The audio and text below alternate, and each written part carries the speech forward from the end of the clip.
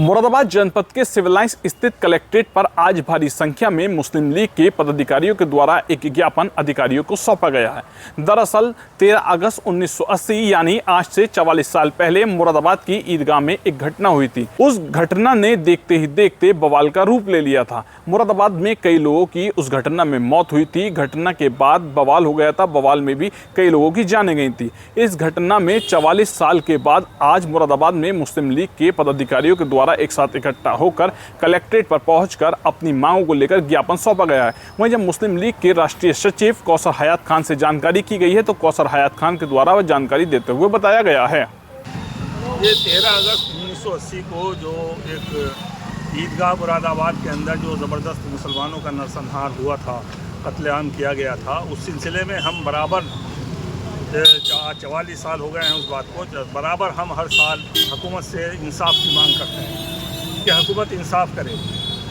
अफसोस का मकाम ये है कि उस वक्त एक आयोग बनाया गया था और उस जस्टिस आयोग ने, सक्सेना आयोग ने अपनी रिपोर्ट बड़ी गुपचुप तरीके से दी थी, जिसका किसी को पता नहीं चला। 83 में वो रिपोर्ट दे दी गई और उसको एक सियासी हरबे के तौर पर योगी जी ने इस्तेमाल किया और 40 साल के बाद उसको असम्बली के पटल पर रखा। 40 साल के बाद वो उनका अपना एक सियासी हरबा था, उससे वो कुछ सियासी मफाद हासिल करना चाहते थे, लेकिन अफसोस है कि उनका सियासी मफाद हासिल नहीं हुआ। लेकिन मुसलमानों को इंसाफ देने की कोई मंशा नहीं थी, इसलिए सियासी पटल पर रखने के बाद भी उस रिपोर्ट को कोई एक्शन उसके अंदर नहीं हुआ। और उस रिपोर्ट के सामने आने के बाद मालूम ये हुआ कि एडमिनिस्ट्रेशन को क्लीन चिट दी गई और कुछ मुस्लिम लीडरों को उसमें नामजद कर दिया गया कि इन मुस्लिम लीडरों ने यहाँ फिसाद कराया था। दरअसल सबको मालूम है, अच्छी तरह मालूम है कि वो फिसाद नहीं था, पुलिस एक्शन था। नमाज पढ़ते हुए लोगों पर सीधी गोलियाँ चलाई गई थी और गोली चलाने का कोई जवाज़ नहीं था किसी भी तरह का। लेकिन सही ढंग से अगर इंक्वायरी होती तो उसका दूध का दूध पानी का पानी निकल कर सामने आता।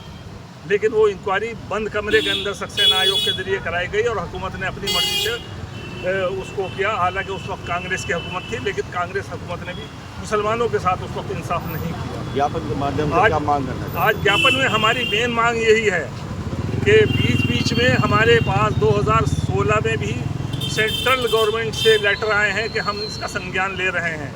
उसके बाद 2022 में फिर मरकज़ी हुकूमत की तरफ से और अल्पसंख्यक आयोग की तरफ से हमारे पास लेटर आए कि हम इसका संज्ञान ले रहे हैं, लेकिन उस संज्ञान की कोई कार्रवाई आगे नहीं बढ़ी।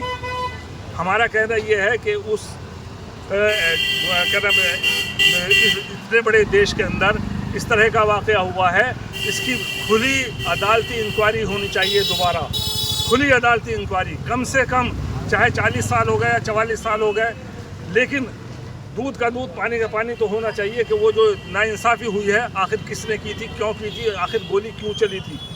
कम से कम ये चीज़ सामने आए। हम फिर दोबारा हम ये मांग कर रहे हैं उसमें कि दोबारा उसकी अदालती इंक्वायरी हो, जो मुजरिमों की निशानदेही हो, चाहे वो मर गए हों लेकिन निशानदेही हो कि कौन मुजरिम था।